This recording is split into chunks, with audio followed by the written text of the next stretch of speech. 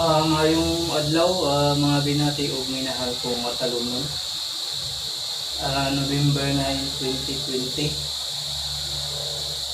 Welcome to my channel and welcome to Matalom Living Philippines.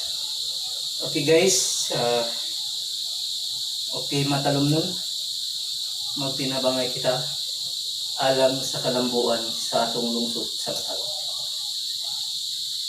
Mo na itong buhaton guys.